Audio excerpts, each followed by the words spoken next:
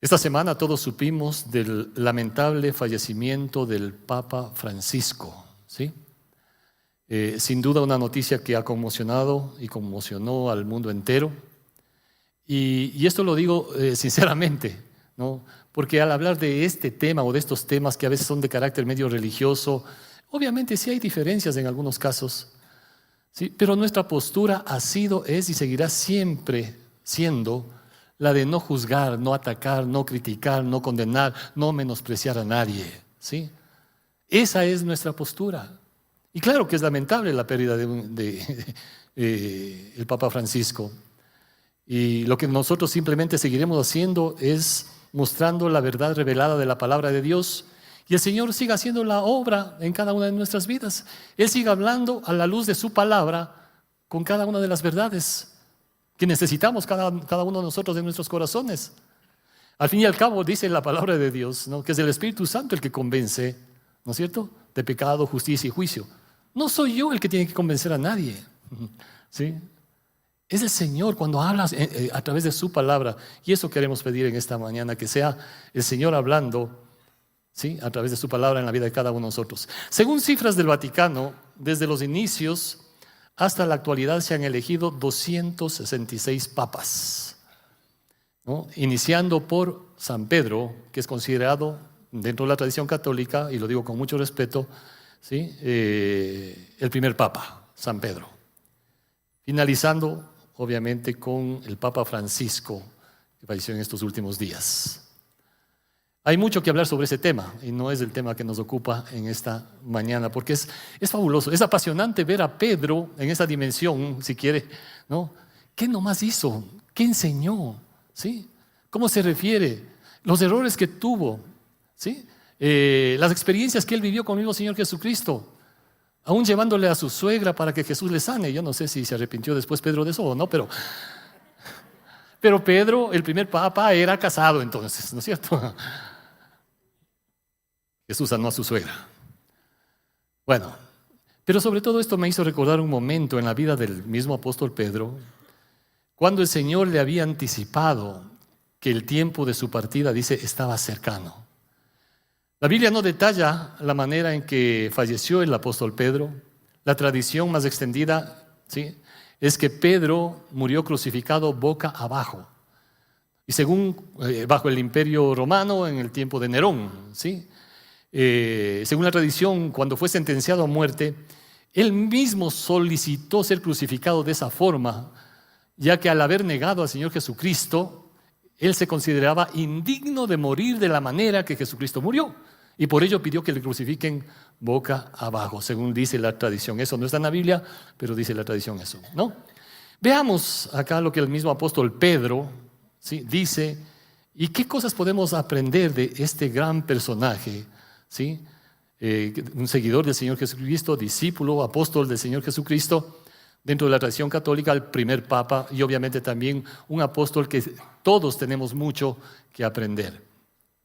Segunda de Pedro, capítulo 1, desde el verso 12 en adelante, vamos a ir viendo acá algunas verdades y vamos a tratar de enfocarnos, ¿no? Primero, cómo él habla de la necesidad de insistir en recordar las vivencias y enseñanzas de Cristo y su palabra. También habla de estos hechos como realidades innegables.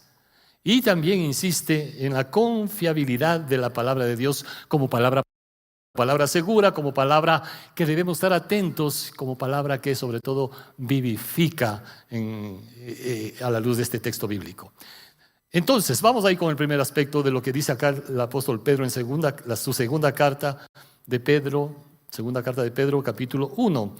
Pedro habla de la necesidad de insistir en recordar las vivencias y enseñanzas reales, genuinas, prácticas del Señor Jesucristo y su palabra. Dice acá el verso 12, segunda de Pedro 1:12. Por esto, dice el apóstol, yo no dejaré de recordaros siempre estas cosas. A veces nos fastidian cuando nos están insistiendo en algo, ¿no es cierto? Y que nos están recordando algo. Pero a veces vale la pena porque esto es importante. Esa es la idea de lo que tiene el apóstol Pedro. Yo no voy a dejar de recordar estas cosas. Aunque ustedes las sepan, dicen otras palabras, y ustedes estén confirmados en la verdad presente, Pues tengo por justo en tanto que estoy en este cuerpo, el despertaros con amonestación. Y luego el verso 14, fíjense, dice, sabiendo que en breve, yo creo que no sé cómo le llegó esa noticia a Pedro, o no sé cómo nos puede llegar a nosotros una noticia cuando te dicen que en breve vas a morir. En breve debo abandonar el cuerpo como nuestro Señor Jesucristo me ha declarado. ¿Sí? En otra versión dice, nuestro Señor Jesucristo me ha permitido saber que pronto moriré. No sé si estamos todos listos para eso, si que el Señor te revelara esa situación en tu vida. ¿Estoy o no estoy listo? Y Pedro dice entonces, si yo tengo esta noticia, si sé que el tiempo de mi partida está cercano, una de las cosas que más quiero hacer es insistir en esto, porque esto es importante. ¿Sí? Si vas a morir, ¿qué es lo que vas a hacer? Seguramente quieres pasar tiempo con tu familia, ¿no? Quieres compartir con los que más amas y quieres ordenar las cosas. La Biblia pone un ejemplo en el Antiguo Testamento de alguien que también Dios le dio esa noticia, un rey, ¿no es cierto?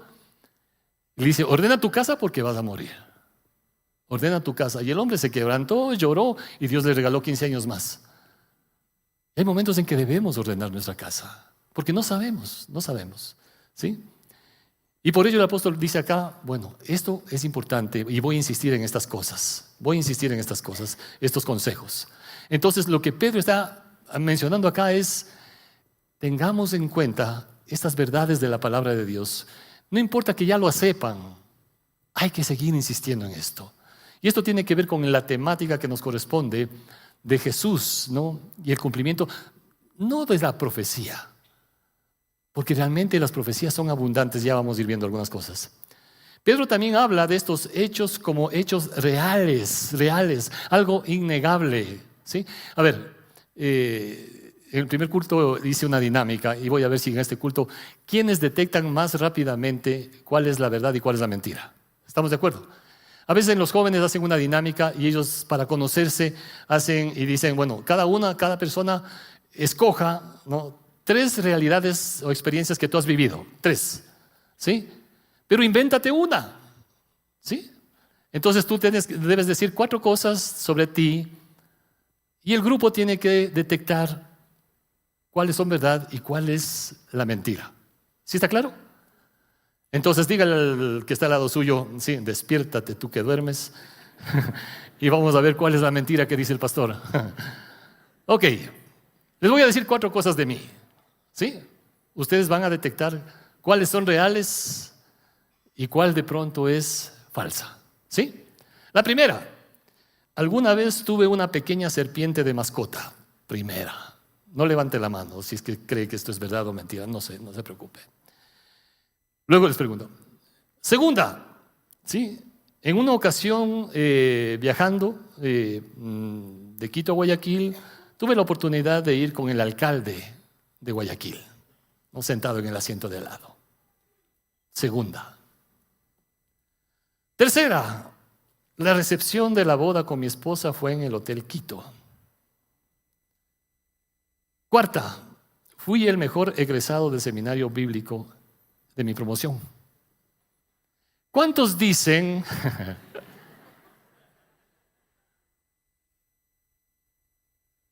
Ya no fui ese. No, a ver, ya me van a hacer acholar a mí.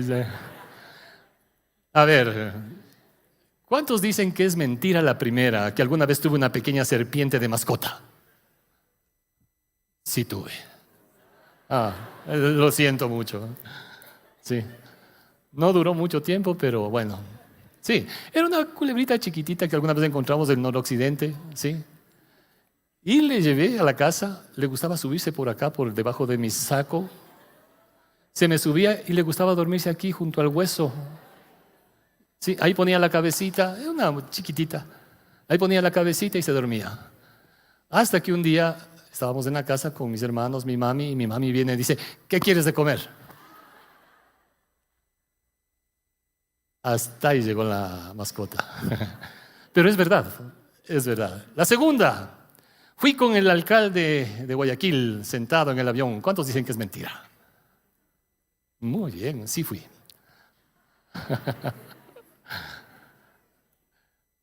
La tercera, la recepción de la boda con mi esposa fue en el Hotel Quito. No se imaginan, ¿no?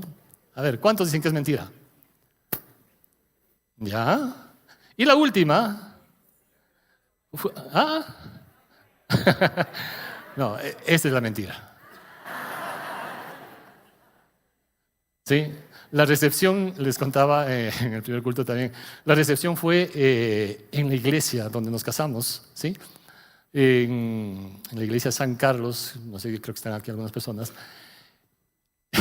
y una cosa media simpática, claro, hoy la veo simpática, pero en ese momento no medía yo.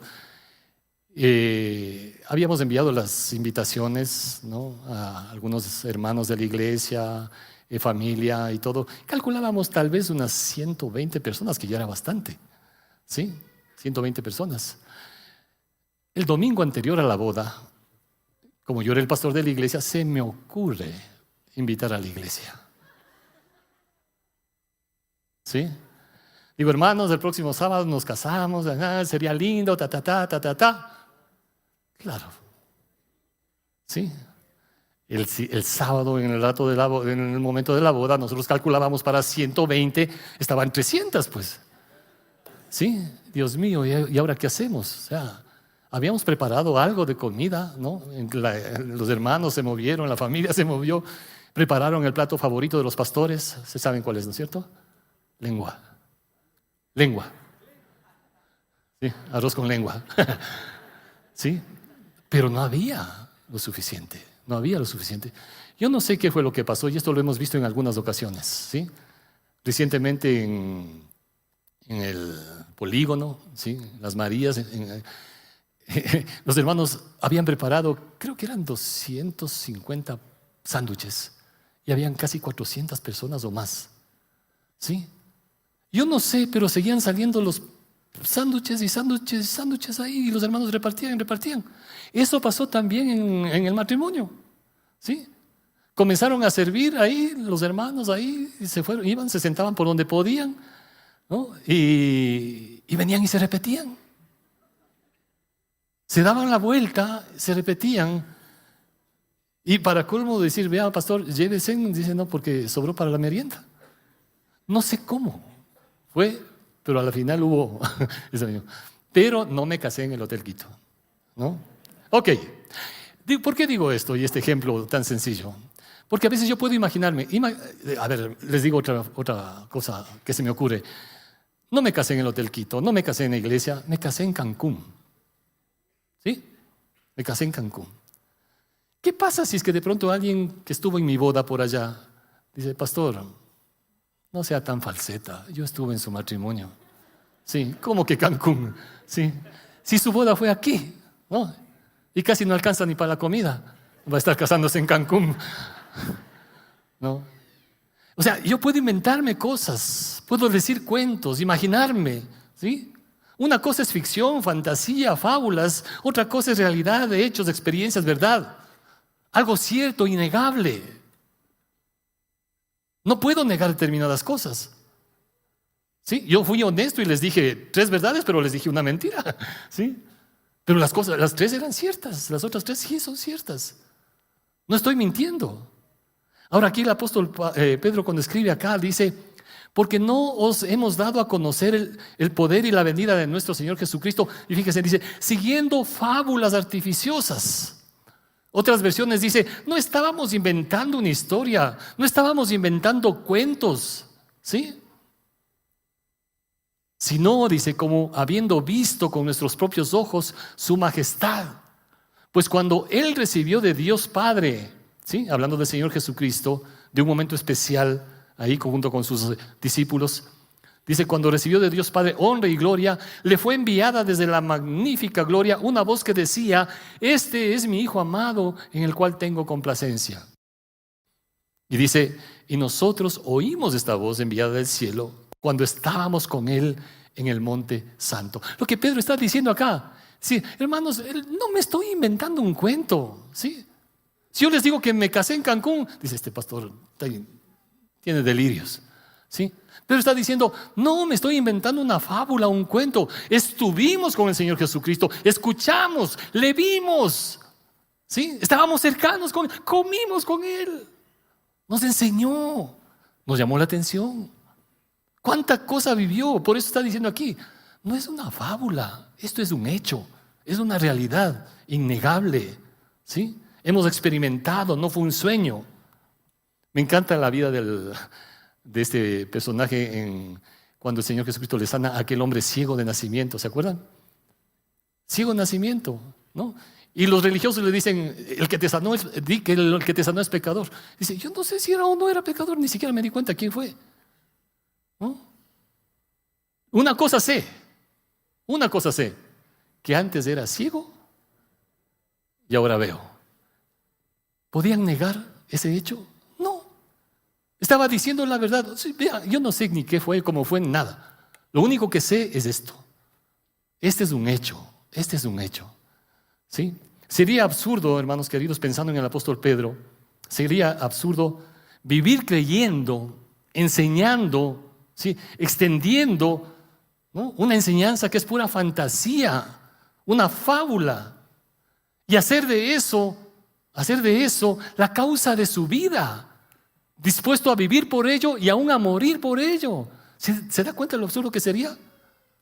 Estar dispuesto a que me crucifiquen boca abajo, creyendo una fábula. Y hoy en día esa es otra de las evidencias, no solamente desde el tiempo apostólico. Hoy en día, muchos seguidores de Cristo estarían dispuestos a dar su vida, ¿o me equivoco?, por la causa de Cristo. ¿No es cierto? Estaríamos dispuestos a dar la vida, porque es un hecho. Por eso el apóstol Pablo va a decir, yo sé en quién he creído. No es un tema religioso nada más, es la persona más importante que ha existido. Y por eso, como tercer punto, Pedro insiste en la confiabilidad de la palabra de Dios. Fíjese en el verso 19. Dice, tenemos también la palabra profética más segura, a la cual hacéis bien en estar atentos como una antorcha que alumbra en lugar oscuro, hasta que el día esclarezca y el lucero de la mañana salga en vuestros corazones. Entendiendo primero esto, que ninguna profecía de la Escritura es de interpretación privada, porque nunca la profecía fue traída por voluntad humana, sino que los santos hombres de Dios hablaron siendo inspirados por el Espíritu Santo. Tenemos la palabra profética, dice, más segura. Y la descripción que primero hace es palabra profética, ¿sí? Palabra profética. En la Biblia, hablando de este tema de profecías, claramente el Señor advierte, dice, si alguien se dice profeta y dice que va a suceder tal cosa, pero no sucede, no tengas temor de él, porque eso es mentira, es falso, ¿sí? Pero el que dice que es profeta y habla en mi nombre, eso debe cumplirse al pie de la letra, ¿sí? Esa era la característica de una profecía, debía cumplirse al pie de la letra, no tal vez al pie de la letra. La mayor parte de quienes se dicen cristianos saben en términos generales que los primeros discípulos tenían como escrituras solamente lo que se conoce como el Antiguo Testamento, ¿no es cierto?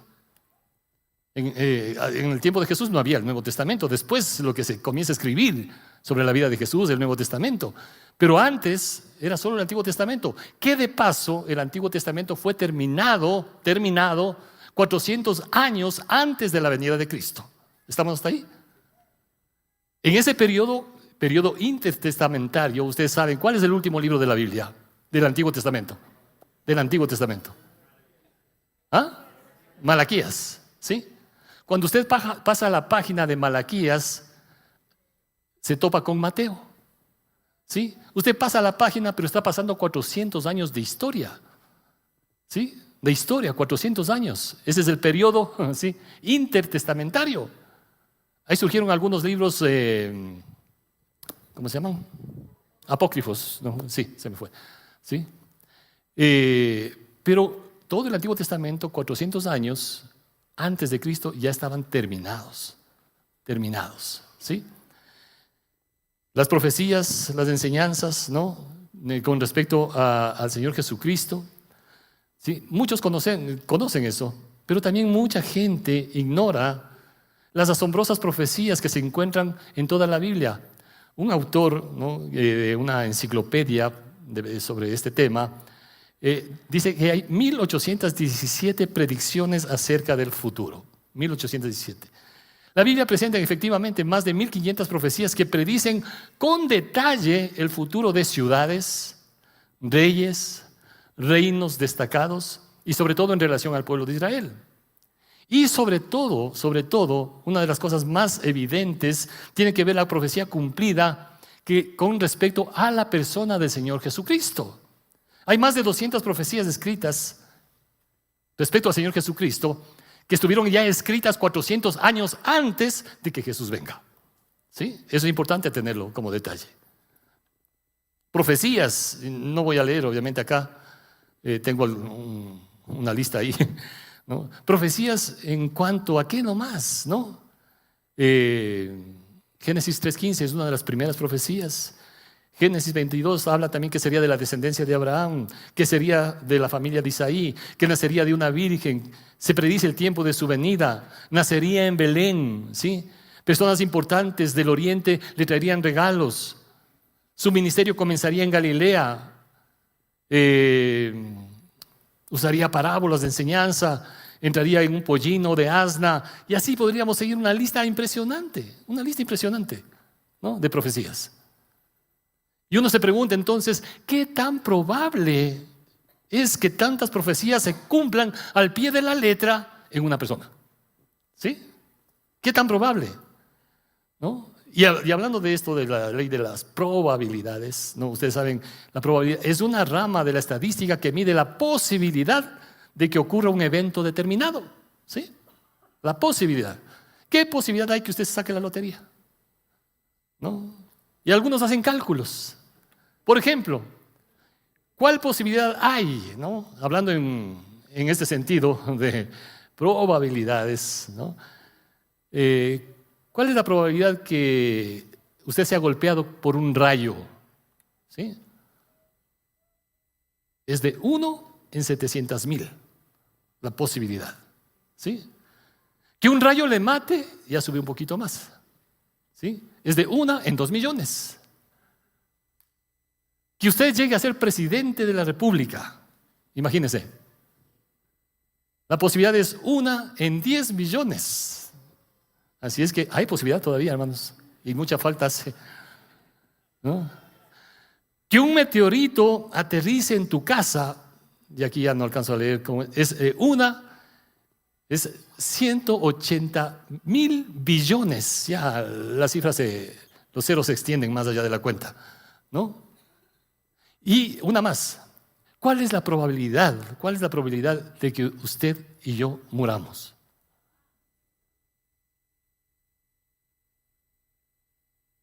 Una en una. El 100% de probabilidades. ¿Sí? No quiero ser mal agüero, pero es la verdad. ¿Sí? Y acá este personaje, no sé si está ahí la foto de este astrónomo matemático, Peter Stoner, en su libro La ciencia habla, plantea justamente un análisis matemático en el que muestra que es imposible, fíjese, él dice, es imposible que las declaraciones precisas acerca del que habría de venir, hablando del Señor Jesucristo, pudieran ser cumplidas en una sola persona por mera coincidencia. Coincidencialmente, sí, nació en tal fecha, ¿no?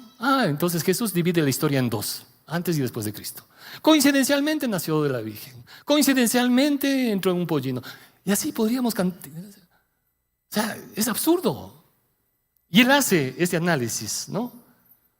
No de todas las profecías. Y pone como ejemplo simplemente, ¿qué posibilidad habría de que solo 8 se cumplan? 8 profecías de lo que se dice de Jesús. El cálculo es 1 en 10 a la 17ª potencia.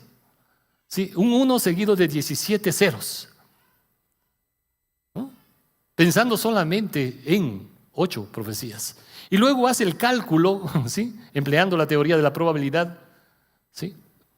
En relación a 48 profecías. Y el cálculo es de 1 en 10 elevada a la 157ª potencia. Es decir, un 1 seguido de 157 ceros. Yo no sé cómo lee, ¿no?, ese número. 1 seguido de 100. El cálculo que este hombre hace en relación a esto, dice, más o menos, sería como tratar de hallar un electrón específico entre todos los electrones de todo el universo conocido.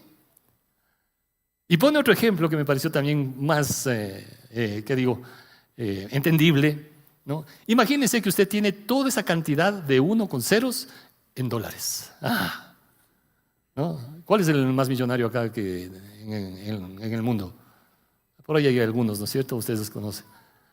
Si usted tiene esa cantidad de dólares, ¿no? O sea, es impresionante. Llega a hacer el cálculo, dice, usted podría colocar esas monedas en todo el planeta. En todo el planeta, ¿sí? Y no solamente una capa de monedas, varios metros de monedas, ¿sí? Varios metros de monedas de $1 en todo el planeta, para tener la idea del cálculo. Y usted coge una moneda, le marca una señal a esa moneda, le lanza en cualquier parte del planeta, ¿sí? Mueve las monedas, toma a un amigo y le dice, le venda los ojos y le dice, tráeme la moneda que escondí. Esa es la posibilidad de que se cumplan 48 profecías. Y estamos hablando de más de 200 que se cumplen al pie de la letra. Por eso dice, tenemos la palabra profética ¿qué? Más segura, haciendo referencia tanto a las profecías cumplidas como también a las que están por cumplirse. ¿Sí? Porque hay muchísimas más que están por cumplirse. En el libro de Hechos, capítulo 1, verso 11, ¿no? Cuando prácticamente Jesús ya se está despidiendo de los apóstoles, ¿sí? Ahí están testigos, estaban cantidad de gente, y Jesús se despide, y ahí aparecen esos personajes, y les dicen, este mismo Jesús que ha sido tomado de vosotros al cielo, que le están viendo cómo se va, vendrá de la misma manera como le habéis visto ir al cielo. Y la profecía habla sobre eso. Jesús viene en las nubes, y viene por su iglesia, parte de las profecías que también están por cumplirse. Gálatas capítulo 4, verso 4, dice acá, pero cuando vino el cumplimiento del tiempo, Dios envió a su Hijo nacido de mujer y nacido bajo la ley, para que redimiese a los que estaban bajo la ley, a fin de que recibiésemos la adopción de hijos, ¿no? Y es curioso porque dice, cuando vino el cumplimiento, ¿por qué Jesús no nació en el tiempo de Nabucodonosor en el imperio babilónico? O en el imperio persa, ¿sí? ¿Por qué no pudo nacer en otra época? ¿Sí? Dios tenía reservado específicamente un momento en la historia bajo el imperio romano, y al fin y al cabo es Él el que divide la historia. Él divide la historia. Vino el cumplimiento del tiempo y Dios envía a su Hijo, y lo hace con un propósito, para redimirnos, para que usted y yo seamos adoptados, ¿sí? Yo no sé aquí cuántas personas han tenido la bendición de adoptar a alguien, ¿sí? Han tenido la bendición de adoptar a alguien. Y eso creo que es un privilegio enorme. No todos están preparados, ¿sí? Y a veces hemos visto también, inclusive cuando hay una relación de pareja, se casan, pero uno de ellos de pronto tiene un hijito, una hijita, ¿sí? Y algunos le ven como, sí, chusa, ¿no? Es complicado. O sea, sí, no es fácil. No es fácil. Pero es tan importante entender cómo puedo yo adoptar para que sea parte de mí. En mi casa, 2 de mis hermanos se casaron con 2 chicas, cada una de ellas tenía su bebé, ¿sí? Y cuando conversé con uno de ellos, el menor, digo, ¿estás seguro que te quieres casar? Sí, ella tiene un bebé, una hijita. Ella va a ser también tu hija, ¿sí? Aunque no sea la hija biológica, ¿sí? Pero va a ser tu hija. Si decides casarte, la vas a tener que adoptar como tu hija, ¿sí? Y eso es un privilegio. Y no podrás hacer diferencia cuando te dé Dios tu propio bebé, ¿sí? Hace un poco tiempo atrás, esta chica se casó, ¿sí? Con un muchacho francés, y pidió que mi hermano, que no era el papá, le entregue, ¿sí? Y le dice papá. Y no solo ella, hasta el yerno le dice papá ahora. Dios nos adopta como sus hijos, hermanos. Aunque no merezcamos, nos adopta como sus hijos. Y uno creo que debe tener claro eso. ¿Sí? Si Dios me adopta a mí como su hijo sin merecerlo, ¿qué corona tengo yo para rechazar a alguien? ¿Sí? Segunda de Pedro 3:9, dice el apóstol Pedro, en ese mismo libro, el apóstol Pedro, el Señor no retarda su promesa según algunos la tienen por tardanza, sino que es paciente para con nosotros, no queriendo que ninguno perezca, sino que todos procedan al arrepentimiento. Pero el día del Señor vendrá, hablando ya de profecía también acá, como ladrón en la noche, en el cual los cielos pasarán con gran estruendo, y los elementos ardiendo serán deshechos, y la tierra y las obras que en ella hay serán quemadas, ¿no? El mundo del tiempo de Noé pereció bajo las aguas. Aquí habla que perecerá, ¿no?, por fuego. Y es triste tener que decirlo esto, pero es hace muchos años atrás, pero hoy en día, ¿sí?, nuestro planeta con las potencias mundiales tienen el poder bélico para autodestruirnos. Tienen el poder bélico para autodestruirnos. ¿Sí? Dice, y puesto que todas las cosas han de ser deshechas, ¿cómo no habéis de vosotros de andar en santa, piadosa manera de vivir? Estábamos en un estudio con un lindo grupo de jóvenes profesionales el día lunes, ¿no? Están estudiando el libro de Apocalipsis. No, me parece fabuloso que chicos, jóvenes, profesionales estén ahí estudiando la palabra de Dios. Y les dice la pregunta, ¿no?, ¿cuál es el tema central de Apocalipsis? ¿No? Y surgieron algunas inquietudes, ¿no?, algunas respuestas. Muchas de las concepciones que nosotros tenemos tienen que ver a veces con lo que hemos visto en Hollywood, las películas, ¿no? Y claro, cuando hablas de Apocalipsis, no, la bestia, el anticristo, el 666, cantidad de cosas más que sí están ahí, ¿no? Un libro profético del Nuevo Testamento, Apocalipsis, definitivamente, como Daniel en el Antiguo Testamento, y cómo las profecías se cumplieron y se seguirán cumpliendo. Pero ¿cuál es el tema central de todo? ¿Sí? Y me encanta cómo comienza Apocalipsis, capítulo 1, verso 1, habla, ¿no? Dice, la revelación de Jesucristo. El término mismo Apocalipsis ¿cuál? Es ese, revelación. Ahora, tengamos en cuenta, ¿quién escribe Apocalipsis? Es el apóstol Juan, ¿sí? Alguien sumamente cercano al Señor Jesucristo. El último de los apóstoles que se cree murió, el último, ¿sí? Desterrado en la isla de Patmos, y ahí recibe la revelación, ¿sí? Y escribe el libro de Apocalipsis. Revelaciones, ¿sí?, de Jesucristo. El apóstol Juan había vivido experiencias increíbles con su maestro unos años atrás, ¿sí? Estuvo con él, participó con él, fue el que estaba más cerca en la última cena, ¿sí? Le había escuchado enseñanzas, había visto milagros, cantidad de cosas, y le vio también, estuvo junto a, por eso le dijo, en la cruz Jesús le dijo, ahí tienes a tu madre, ahí tienes a tu hijo. El único que creo que estuvo ahí en ese momento, ¿sí? Todos le abandonaron, pero él de alguna manera se dio espacio para estar ahí junto con la persona que amaba. Y le vio cuando comían con él, cuando caminaban con él, cuando estaba en la barca, tantas cosas, pero también le vio a ese Jesús destrozado, ¿sí?, maltratado por el látigo romano. Ese mismo apóstol Juan, en Patmos, cuando recibe esta revelación, es interesante, la revelación de Jesucristo. El tema central de Apocalipsis es la revelación de Jesucristo. Ya no es el Cristo limitado, ¿sí? Ahora lo que el apóstol ve, y por eso si usted lee más adelante Apocalipsis, ¿no?, se va a dar cuenta qué es lo que sucede. Dice el apóstol Juan, cuando le vi, caí como muerto. Cuando le vi, caí como muerto. O sea, le vio en toda su gloria, en todo su esplendor. Sí, Jesús se hizo hombre y estuvo como nosotros. Tenía hambre, tenía sueño, estaba cansado. Se identifica con nuestra humanidad. Pero no podemos seguirle viendo solamente en esa dimensión de humanidad. Y eso es lo que le pasó a Juan. Sí le había visto en su humanidad a tal punto que hasta le vio morir. Pero ahora le está viendo en la gloria que no tiene nada que ver con que la muerte le haya vencido. Él venció la muerte, ¿sí?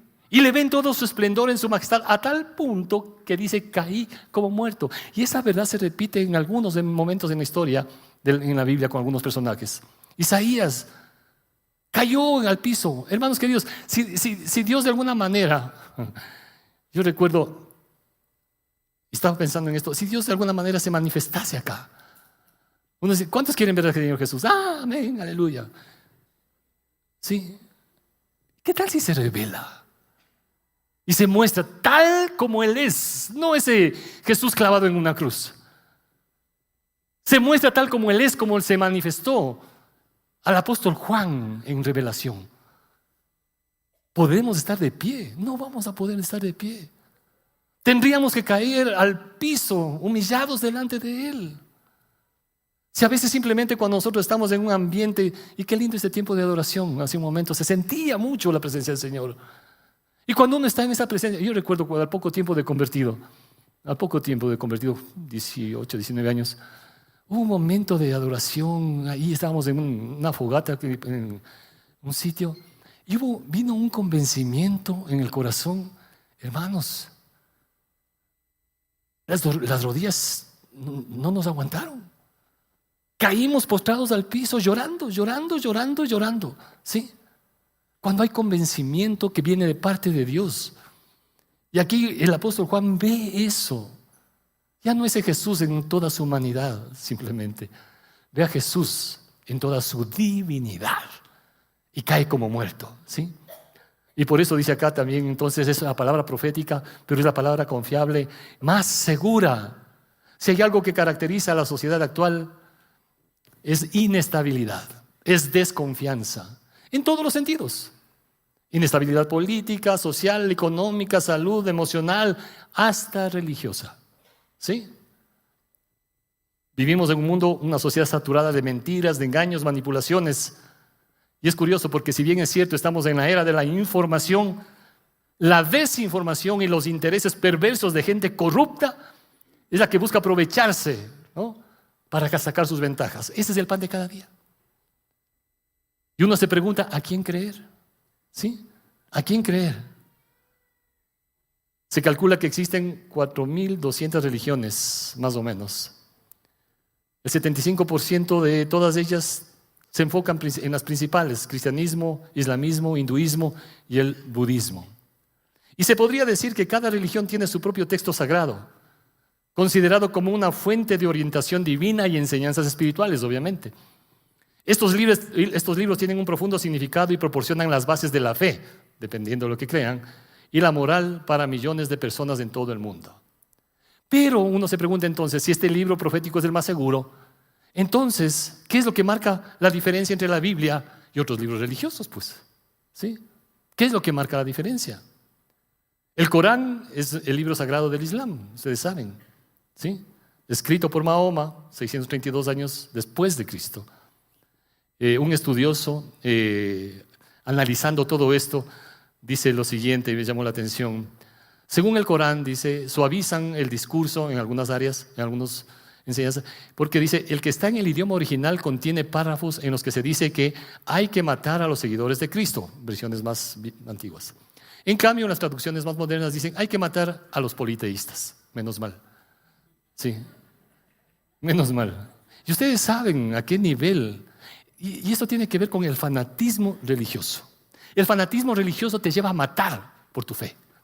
El cristianismo te lleva a dar tu vida, que es muy distinto, ¿sí?, por tu fe.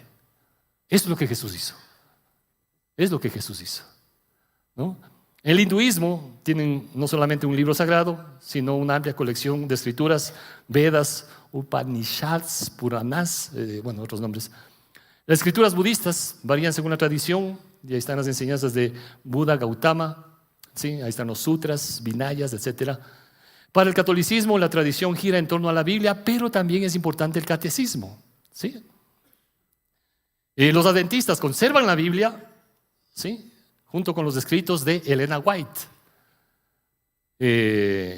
Los testigos de Jehová, ¿sí?, señalan que tienen las mismas escrituras que otras denominaciones cristianas, aunque lo llaman, y aquí tenía, ¿no?, traducción del Nuevo Mundo de las Santas Escrituras. Si usted lee, parece la Biblia, pero cuando lo comienza a ver realmente, no es solamente una traducción, es una interpretación antojadiza. Juan 1:1 es un ejemplo clarísimo de cómo lo interpretan. En el principio era el verbo, y el verbo era con Dios, y el verbo era Dios, dice la Biblia, ¿sí? Si usted lee Juan 1:1 acá, en esta versión, dice, en el principio era el verbo, y el verbo era un Dios. Uno, que puede ser de tantos, ¿sí? A veces una letra, un artículo, una coma puede variar muchas cosas. Y por eso nos dice la palabra, hey, estemos atentos, ¿sí? Y además de eso, no solamente es esta escritura, también hay otros libros, ¿no? Muchos hemos leído alguna vez quizá o llegaron a nuestras manos, Atalaya, Sea Dios Veraz, ¿no? Aquí, por ejemplo, en este librito, Sea Dios Veraz, ¿no? Habla, y no les miento, dice, la plena verdad es que la doctrina, hablando de la Trinidad, constituye otro esfuerzo de Satanás. ¿Sí? Lo declara. ¿Sí? La Trinidad viene de Satanás. Viene de Satanás, ¿no? Bueno, y ahí podríamos seguir algunos más, ¿no? El libro del Mormón, que también otros libros más. Para el cristianismo, la Biblia es la principal fuente de autoridad. Es la principal fuente de autoridad. Y cuando dice la Biblia que no es de interpretación privada, no es una cuestión antojadiza que de pronto nos ponemos de acuerdo con el pastor Dani o yo, o con el Pablito, o cada uno, para interpretar a nuestra manera. Una de las primeras leyes de interpretación bíblica es que la Biblia se interpreta a sí misma. ¿Sí? Yo puedo decir, y hermanos, ahí surgen herejías, cuando se dan interpretaciones antojadizas. ¿Sí? Quien tiene la última palabra para la interpretación es la Biblia, la palabra de Dios, punto. Punto. ¿Sí? Uno debe ser, obviamente, sensible a lo que dice el texto bíblico dentro de un contexto. Pero si saco ese texto bíblico del contexto, ¿qué es lo que tengo? El pretexto. Y puedo tener cualquier pretexto para cualquier herejía. Por eso nos dice aquí claramente la palabra de Dios. Es en base a lo que ella enseña. ¿Sí? No se trata de interpretaciones privadas de quien sea. Llámese pastores, sacerdotes, concilios, lo que sea. No es de interpretación privada. Pero también es la palabra a la que se debe prestar atención. ¿Sí? Dice el verso 19, tenemos la palabra profética más segura, a la cual hacéis bien en estar atentos. ¿Sí? Estar atentos. Ahora, no siempre es fácil estar atentos. Algunos tienen problemas de concentración, de atención. ¿Sí? Y si usted tenía eso en la escuela y en el colegio y hoy no me está escuchando, no se preocupe.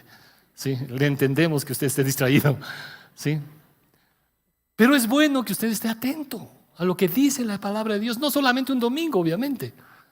Gracias a Dios por los espacios que el Señor nos permite tener acá un domingo. Gracias a Dios. Y qué lindo, porque sabemos que hay hambre por la palabra de Dios. Y cuando tú vienes, yo sé que a veces te cuesta, ¿no? A veces yo les digo de broma, y uno ve desde acá adelante quienes están orando al Señor. Pero, y seguramente en determinados momentos, cuando yo digo algo, les veo que dicen amén, amén, amén. No. Y no se preocupe, porque Dios habla en sueños también. Pero no siempre es fácil estar atento. Lo que me da tristeza a veces es que, sabiendo que este es el tiempo que le corresponde a Dios, algunos piensan que la revelación va a venir en el chat, ¿no? Yo sé que a veces yo también era así, o sea, cuando estaba en una clase, estaba atendiendo al profesor, escuchando lo que decía el profesor, pero dibujaba, pero estaba atendiendo. ¿Es una manera de prestar atención? Sí. Yo no sé si puedes prestar atención mientras estás chateando con alguien cuando es el tiempo que Dios te quiere hablar. Ahí sí yo discrepo con el mayor cariño y respeto, ¿sí? Pero es importante estar atento a la palabra de Dios. Y por último, es la palabra que también dice acá, alumbra, trae vida. El libro de los Salmos 119 dice, lámpara es a mis pies tu palabra, lumbrera a mi camino. Algunos de nosotros quisiéramos tener un reflector que nos diga lo que viene de aquí a no sé cuántos kilómetros o cuántos años en la vida, ¿sí? Pero a veces el Señor no te lleva de esa manera. A veces el Señor te da luz suficiente para que camines 2 pasos. Esa era el caminar en ese tiempo. No había reflectores, había lámparas. Y te alumbraban lo suficiente para que des tal vez 2 o 3 pasos, nada más. Porque de eso se trata, ir confiando en cada paso de Dios, en cada paso. El apóstol Pablo también a Timoteo le dice, en 2 Timoteo 3:16, toda la escritura es inspirada por Dios y útil, dice, ¿no? Y útil para enseñar, para corregir, etc. A fin de que el hombre de Dios sea preparado para toda buena obra. Y me encanta lo que el mismo Señor Jesucristo dice en San Juan capítulo 5:39. Hablando aquí el Señor Jesucristo, ¿sí? Juan 5:39. Dice, escudriñad las Escrituras. ¿Quién está hablando? Cristo. Y el Señor Jesucristo les dice y nos dice a nosotros también, escudriñen las Escrituras porque a vosotros os parece que en ellas tenéis la vida eterna. Y ellas, las Escrituras, son las que dan testimonio de mí. No tienen que creer lo que yo diga. Tenemos que seguir el ejemplo de Hechos 17, de los hermanos en la región de Berea. Escudriñaban las Escrituras para comprobar si lo que Pablo decía era cierto. Es responsabilidad de usted y de mí escudriñar, siguiendo lo que dice acá el Señor Jesucristo. Escudriñen las Escrituras, comprueben si lo que dice el pastor Jorge, el pastor Dani, el pastor Pablito, si lo que dice esta denominación, si lo que dice esta iglesia, quien quiera que sea, escudriñen para ver si es que es cierto lo que están diciendo y concuerda con lo que dicen las Escrituras. Esa es la recomendación de lo que está diciendo. Y Juan capítulo 20 dice, verso 30 y 31, hizo además Jesús muchas otras señales en presencia de sus discípulos. Ellos fueron testigos de todo eso. Hizo todo eso, dice, las cuales no están escritas en este libro. ¿Sí? Hay muchas cosas que Jesús hizo que están registradas acá. Sí, y acá está, ¿no? Cantidad de enseñanzas, milagros, etc. Pero dice acá, ¿no? Al último prácticamente, Juan dice, pero también hizo muchas otras cosas que no están escritas en este libro. Y quizá muchas de esas solamente las conoceremos cuando estemos con el Señor, posiblemente. Pero, dice el verso 31, pero esto que se ha escrito, ¿sí? Como que está diciendo, miren, es cierto, hay muchas cosas que Jesús enseñó y escribió que no están acá. Pero lo que tienes, ¿qué es lo que tienes? No lo que no tienes. Pero lo que tienes, ¿sí? Esto que se ha escrito es con un propósito, y aquí claramente lo dice, es para que creas que Jesús es el Cristo, ¿sí? Hay gente que solamente tiene curiosidad intelectual. Y sí, puede aumentar su intelectualidad en cantidad hasta que te fundas del cerebro. ¿Sí? ¿De qué te sirve si no crees en Cristo? A veces es lo poquito, pero creo. Debemos ser personas que escudriñan, que estudian, que investigan, sí, pero con un propósito, para que creamos que Jesús es el Cristo, el Hijo de Dios, y para que creyendo, ¿sí? Una vez que tú crees, entonces dice, tengas vida en su nombre. La palabra de Dios, la palabra profética más segura, ¿sí? Que es bueno estar atento, pero también trae vida. Ningún otro libro, ¿sí? Llámese como se llame, va a traer vida a tu corazón. Solo el Señor revelándose a través de su palabra. Amén. Vamos a orar un ratito, vamos a orar.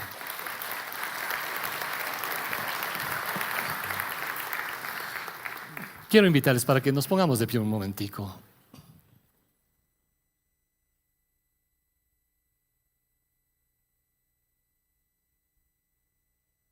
Tal vez tú estás muy familiarizado con las Escrituras y gracias a Dios por ello. Sigue escudriñando, ¿sí?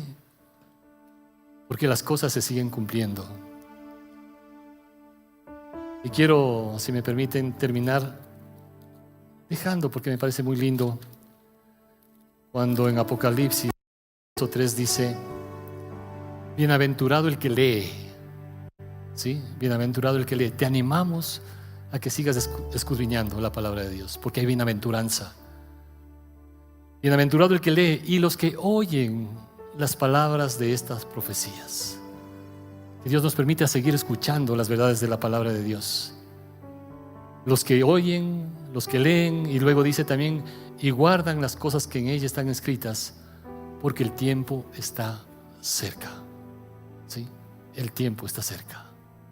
Padre eterno, gracias por permitirnos abrir tu palabra, por cada corazón sediento de ti, más que de una religión, Señor, buscándote a ti. Y tú quieres revelarte